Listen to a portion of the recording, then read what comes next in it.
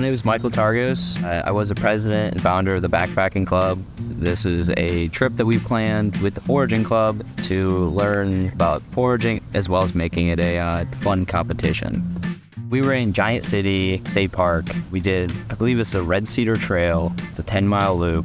Set up camp, and then we set everyone out to go get food.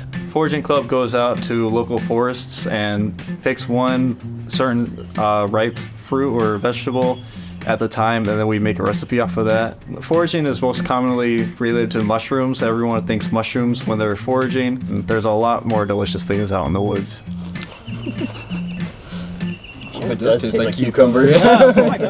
I'm a forestry major as well as Caleb. We're like, what if we made like a cooking competition and then we get people to backpack out, we could share members kind of situation. So we had like 3 hours for everybody to go forage mushrooms. The most common thing that everyone was guaranteed to find was field garlic and onions. Easy flavor thing. Some curly burdock, which has good roots that we can use as carrots.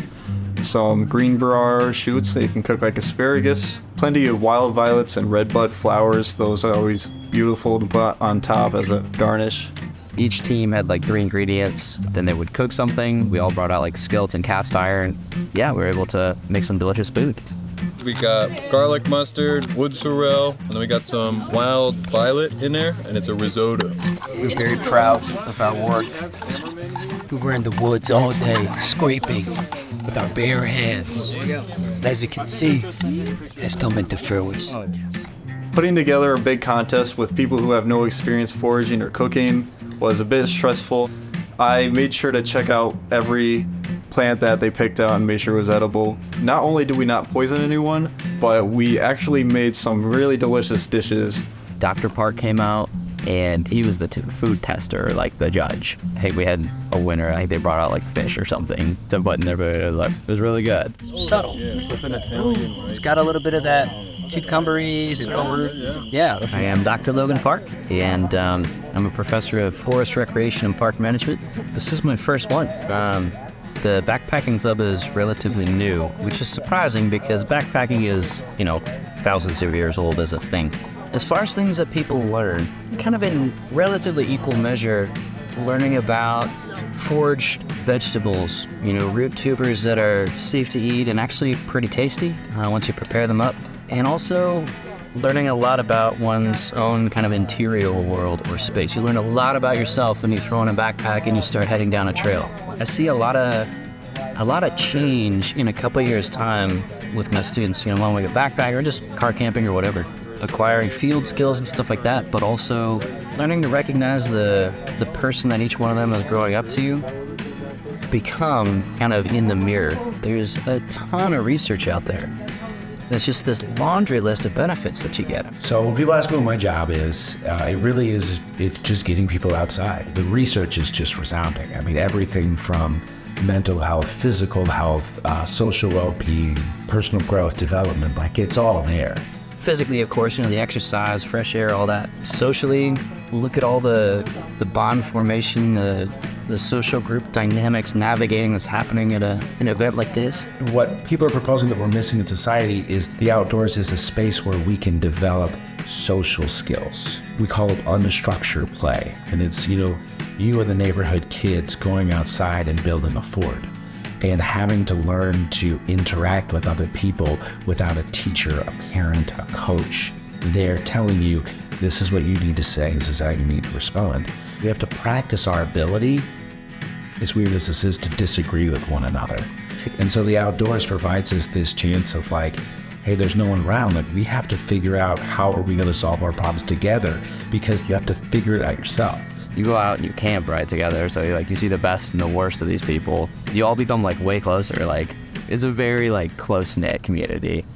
And then even, it might get kind of woo-woo for some folks, but there's a raft of spiritual benefits and personal development benefits of connecting with anything bigger than yourself. It's so easy to get wrapped up in, what are my troubles for today? What's my social media feed? What's immediately in my horizon? That can be pretty distracting. there's so many theories behind, outdoor experiences. One of my favorite is called attention restoration theory. That's by Kaplan and Kaplan. Everything we do requires what they call direct attention, whether it's me talking to you, you listening to me, a paper we're writing, even a song we're listening to. We have to pay attention to it. And that, it's brain power, right? We only have a set amount of sort of our ability to pay attention.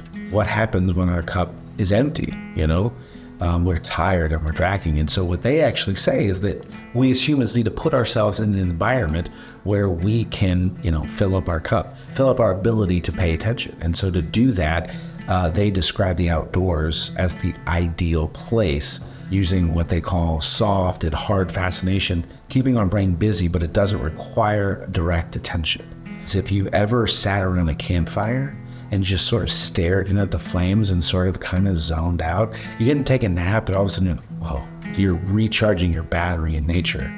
It gives you something to pay attention to, but it doesn't require a lot of work to pay attention to a campfire. I can't zone out. I shouldn't zone out when I write a paper, for example, but I can very much zone out and go for a walk. And so soft fascination is that ability. It requires us to pay attention, but it's not like a direct, like I have to pay attention because there's consequences to it. I think the first thing to remember is that backpacking, hiking, all of this stuff is fundamentally at its core, it's just walking. And most all of us have some capacity to just kind of move around and get outside. There's a lot that happens real fast when you just carve out like half an hour around the campus lake trail, for example. For anybody to, just throw the phone in your pocket and start walking, bring a friend along, have a nice long conversation, It's really, really hugely beneficial. And to go for a walk doesn't cost much. You don't have to have fancy backpacking gear and all of that. I just kind of go. You build from there maybe if you like it, but it's completely accessible to everybody. You talk about the benefits of the outdoors, and you hear people go, oh, this is what it does for me. I think that's why I love leaning on the research so much, is because the research is there. The research is there that, outdoor experiences make us happier and they make us healthier. And if it doesn't, it's because there's a barrier that's keeping you from enjoying it, whether it's, I don't have people to go with, I don't have the equipment. Try to identify, why don't you like the outdoors? Or why aren't you getting the outdoors? And find a program that helps you do that. We have backpacks just lend out for free. So it makes it super easy for people to get outside and get ready to go explore. We're planning on doing another one like this, but in the fall with persimmons, we're going to have a persimmon dessert competition, hopefully a traditional twice-a-year thing. Address the barrier, because I can guarantee you if you can address those barriers, embrace those outdoor experiences from an overall health and well-being standpoint, there's literally almost nothing better that you can do than go outside. I know that's not edible for sure.